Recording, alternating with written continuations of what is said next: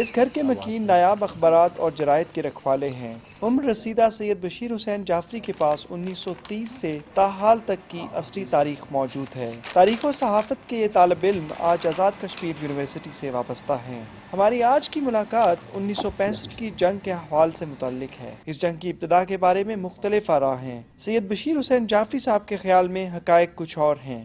اشتعال انگیزی انڈیا نے کی جموں سیکٹر سے، انہوں نے ہمارا ضلع جو گجرات ہے اس کا ایک گاؤں ہے آوان شریف، اس پر گولہ باری کی تھی اگست کی آخری تاریخوں میں۔ چنانچہ پاکستان مجبور ہو گیا کہ اس گولہ باری کا جواب دے۔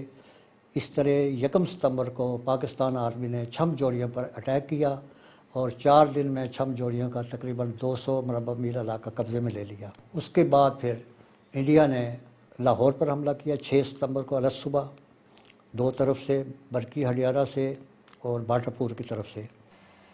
1965 کی جنگ میں فوج اور عوام میں وردی کی تخصیص نہیں تھی اور جذبہ حب الوطنی سر چڑھ کر بول رہا تھا۔ میں اس وقت زرعی یونیورسٹی فیصل آباد میں تھا، تو جب جنگ شروع ہوئی تو ہمارے وائس چانسلر کو اور ڈپٹی کمشنر نے کہا کہ یہ جو ہوائی اڈہ ہے رسالے والا، اس کو جیٹ طیاروں کے لیے اس کو تو لمبا کرنا ہے، اس رن وے کو لمبا کرنے کے لیے 2000 آدمی جو یونیورسٹی کے تھے، جس میں وائس چانسلر سے لے کر میں بھی خاصا سینئر آفیسر تھا، ہم سب لوگ گئے اور 4 دنوں میں ہم ٹوکریاں بجڑی کی اٹھا کر پوری رات ہم ڈالتے تھے، صبح بمباری شروع ہو جاتی تھی۔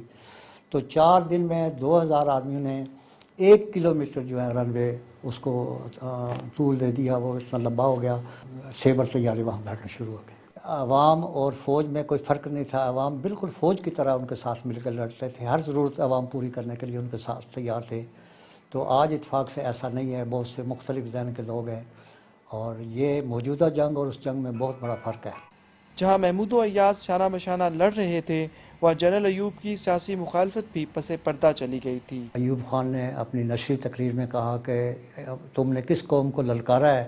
اس کے بعد تمام سیاسی پارٹیاں جو اس وقت مخالفت کر رہی تھیں ایوب خان کے اس جنگ میں، بالکل شریک حال رہی ہیں، اور کسی قسم کا کسی پارٹی کی اور کسی عوامی کسی سطح پر ایوب خان کی اس دور میں مخالفت نہیں کی گئی۔ 1965 کے اخبارات کا مطالعہ کر کے صحافتی معیارات اور رویوں کا بھی جائزہ لیا جا سکتا ہے۔ 65 کے اخبارات دیکھے جائیں تو یہ نظر آئے گا کہ اس وقت میڈیا کے اندر اس قسم کی تنقیدی تحریریں نہیں شائع ہوئیں۔ کسی کی کوئی غلطی بتائی گئی، فوج کو کیا کرنا ہے، ایئر فورس کو کیا کرنا تھا، نیوی کو کیا کرنا تھا، کس محاذ پر سپلائی کام تھی، یا کوئی ایسی شکایات جو کہ جنگ میں نقصان دہ ہوں، اس قسم کی تحریریں اس وقت نہیں چھپیں۔ مورخ اور تجزیہ کار سید بشیر حسین جعفری سمجھتے ہیں کہ آپریشن جبرالٹر میں ناکامی کے نقصانات جلد بازی کا نتیجہ تھے۔ مجھے اب محسوس ہوتا ہے کہ آپریشن جبرالٹر سے پہلے اگر پاکستان مقبوضہ کشمیر کے مسلمانوں سے رابطے میں ہوتا تو 1965 کی یہ جنگ ہے، اس کے نتائج اس سے مختلف ہوتے۔ آج اس بزرگ کی عمر بھر کی محنت صندوقوں میں بند پڑی ہے اور خاندان میں کوئی بھی اس ورثے کو قبول کرنے کو تیار نہیں۔ سید بشیر حسین جعفری صاحب نے تو اپنی پوری عمر پاکستان کی تاریخ کے ان اوراق کو سمیٹنے میں لگا دی ہے، مگر آج ان کو محفوظ کرنے کا کوئی انتظام موجود نہیں ہے۔